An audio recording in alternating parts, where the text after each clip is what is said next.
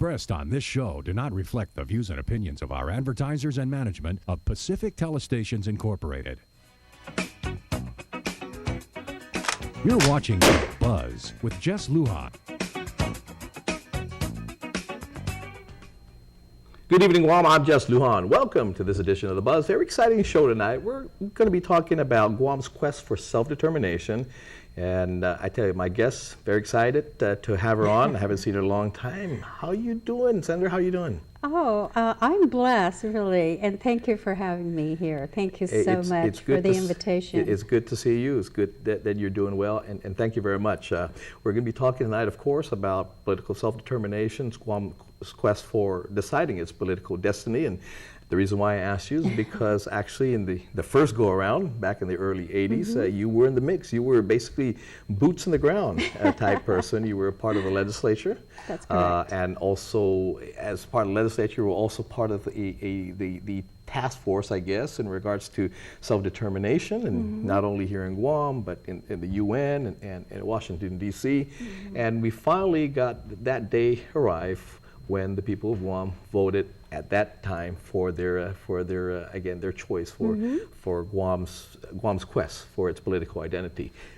Please take us back to, I guess it was 1982. Yes. I guess when you had the plebiscite. That's correct. But before that, because we read certain things here put out by the Commission on Decolonization regarding, now it looks like August 2015 is a date that's been targeted for a plebiscite.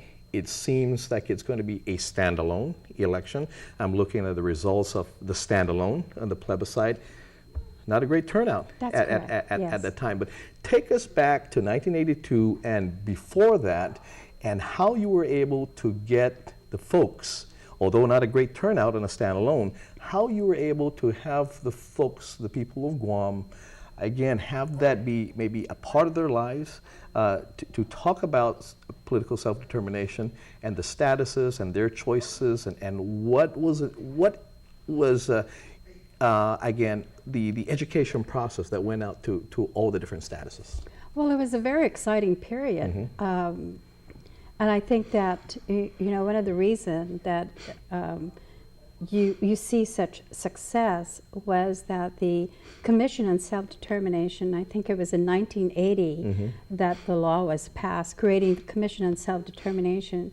And in 1980, it was Governor Ricky Berdalio, and then you had Governor Atta, who actually saw through the so-called negotiation process, the education process, and then you also had Governor Gutierrez.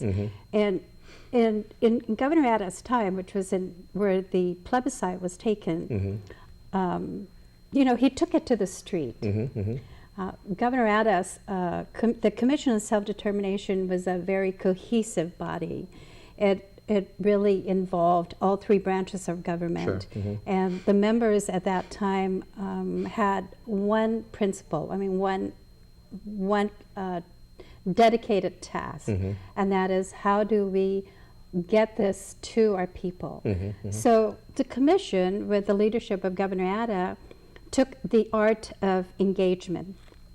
We wanted to engage the people of Guam into a discussion of what is this pursuit of a political status?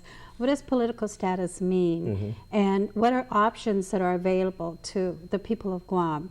And what those options are. So we really had a big, huge, gigantic task before us. And so we did. We actually went out and engaged people. There was solidarity on the commission. And it was in 1981. I think it was a September 1981 where the first plebiscite was supposed to actually. No. Let me ask you this: when you went out and engaged people in again the importance of this vote, How did you engage them? Did you engage them and say, hey, this status, we're representing this status or this status? And how did you go to engage the people in the importance of the get out and vote, basically? Did you have another task force like they do now, the 3 different task forces that are representing independence, statehood, and free association? Did they have the different task forces that were going to be on the ballot for the choices? How did you engage the people, and how did you get the word out as to Commonwealth versus incorporated versus unincorporated versus statehood versus whatever independence? Well, like I said, it was difficult, but what we thought we had to do was, we invited those people who were proponents of a particular status.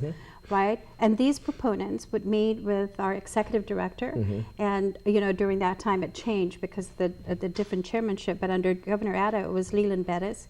So we had proponents of these political status options come, and we put an educational packet together. So if you were to stay as you are, the status quo, what is that political status? And that is the unincorporated territory. And that if you were going to go into a more, the promise of statehood, then you would be incorporated territory. And then you would have statehood, which is a complete integration with the administering authority, or the complete severance of from the administering authority, which is independence, and the free association.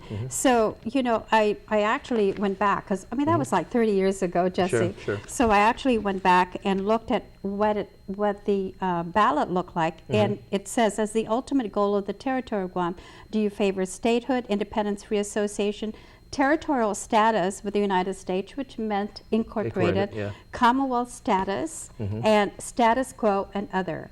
So there were like 7 options. 7 options. And that can be very confusing to someone who may not even know what status you are. I mean, so, Senator Frank Santos, I really miss him, because he always said, why are we pushing for status quo if we want something an improvement. Something different than where we're at this point. Right. It's an improvement from the status quo.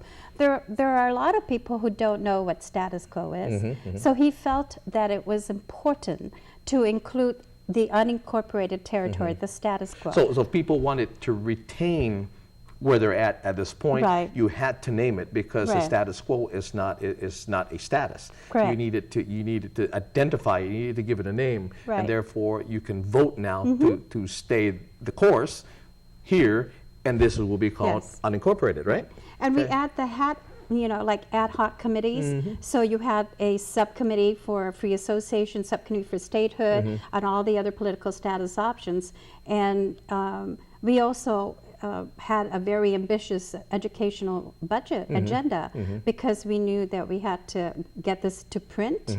So the school students and those who want to see it can have access to it. Which is one of the challenges that we're facing now. That's right. We procured services from the media, print media, and also electronic media. We took commercials, and we also asked the Election Commission to help us with the educational process. So we went out to the villages and we conducted those.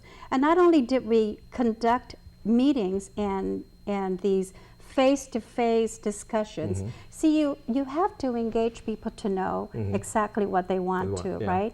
Because we believe that we don't have a monopoly of ideas. I mean, I may be for Commonwealth or Free Association, you may be for Commonwealth and Free Association, but you're signaling me. I'm signaling you because we got to go on a break, and I know you got more to say, but we're going to hit that as soon as we come back from the break. Okay? Be right back. Okay.